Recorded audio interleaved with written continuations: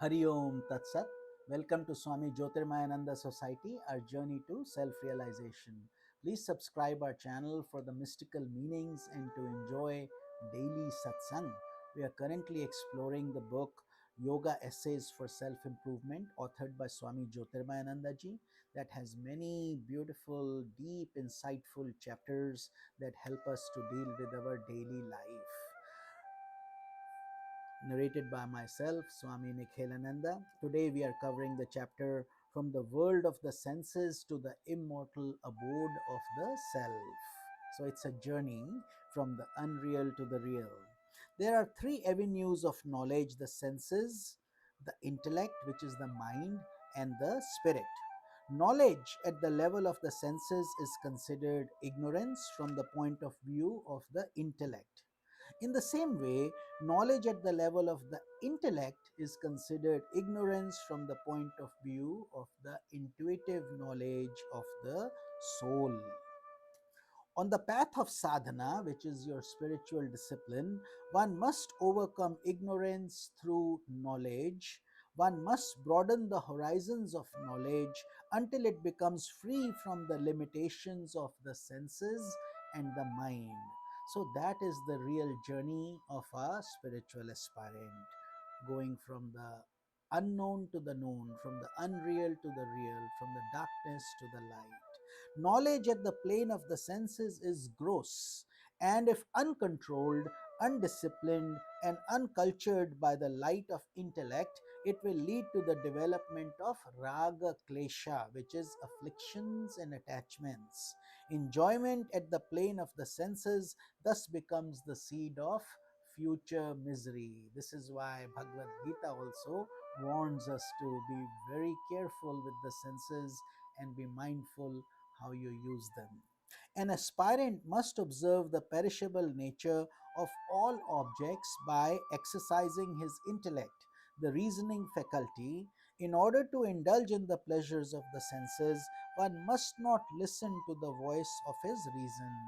So you override it and do it anyway, and later you feel bad or ashamed or sorry that you did it.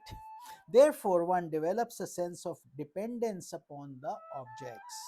This is the first requisite in the world of enjoyment or bhoga, because there the voice of intellect is ignored. We do it anyway. While enjoying any object, one experiences the depletion of his energy. Thus, having enjoyed the object, there follows a state of dullness and stupor called satiation. We think we are now satisfied. When a hungry person adores delicious articles of food, he places himself in an inferior position before the food he is about to enjoy. As he continues to eat, his hunger is abated, and he discovers that he cannot eat on continuously with the same enthusiasm. He experiences depletion of appetite and consequently the dull feeling of satiation or being overly full. This is a simple illustration but applies to all pleasures of the senses. And if you keep on eating, if you're forced to eat, when you can't eat anymore, what happens? It all comes out, you vomit it. So the same object that gave you so much joy is now giving pain if done in excess. Knowledge at the plane of the intellect is subtle.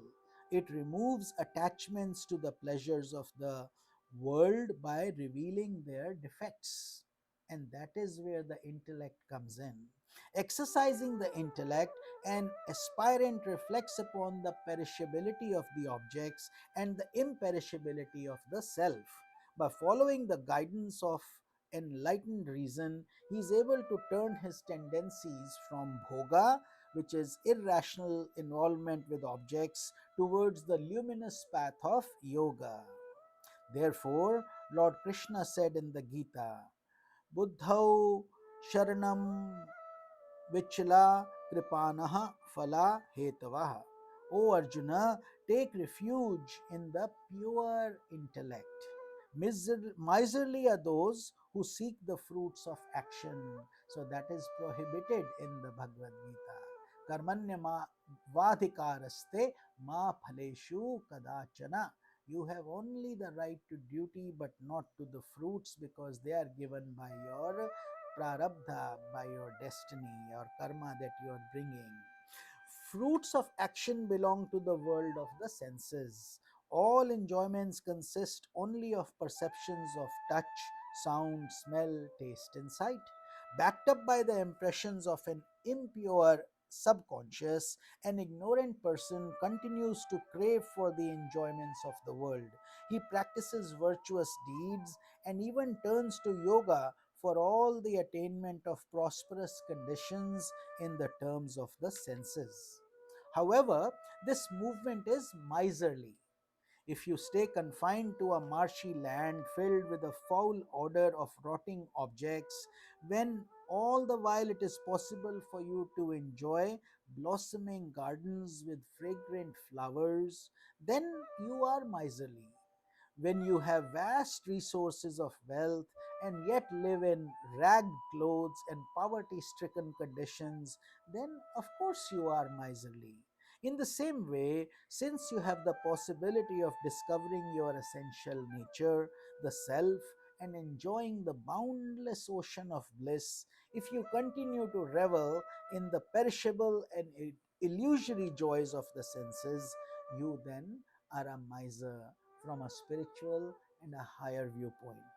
By listening to the teachings of the scriptures and reflecting upon the philosophy of the self that is contained in them, you allow your intellect to become subtle and penetrating.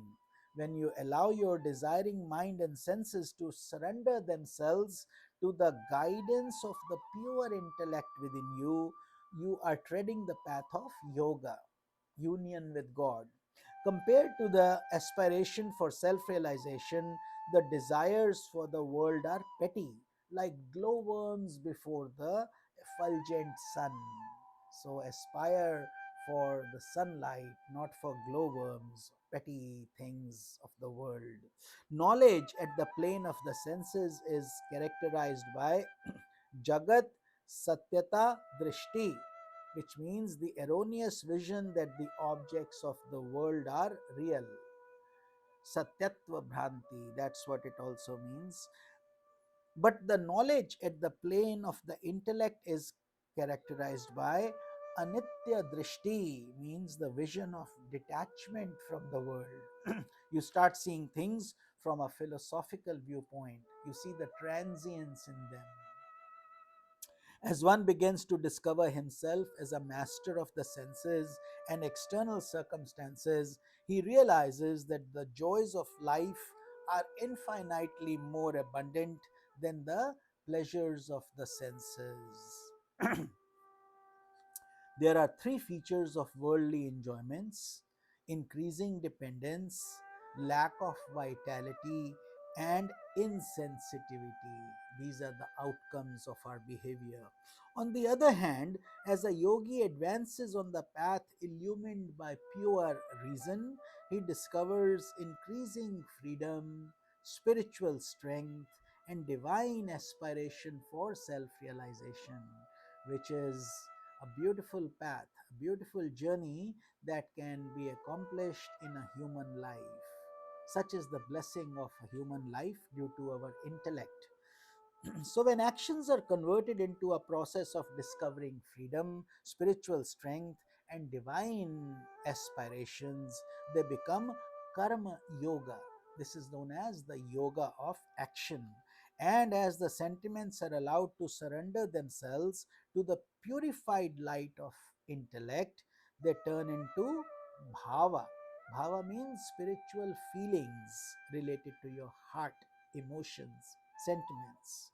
These feelings mature into Mahabhava, which becomes divine ecstasy, para bhakti state. Divine ecstasy leading to communion with the self, which means you become so identified with the deeper you that you become eventually you attain self-realization through that process. The energy of will that is constantly dissipated through the restless desires of the mind and the consequent dependence upon the uncontrolled senses is channelized into the power of intellect called Ichha Shakti. Ichha Shakti means power, Ichha is desire. So, this is the willpower that enables one to dive deep into the profundities of his mind to discover the shining gems of spiritual wisdom. So, this is a very profound topic, and I hope you enjoyed this deep satsang. We will continue it in tomorrow's satsanga, the same topic of getting away from the senses, getting established in the self. This is Swami Nikhilananda. Hari Om Tat Sat.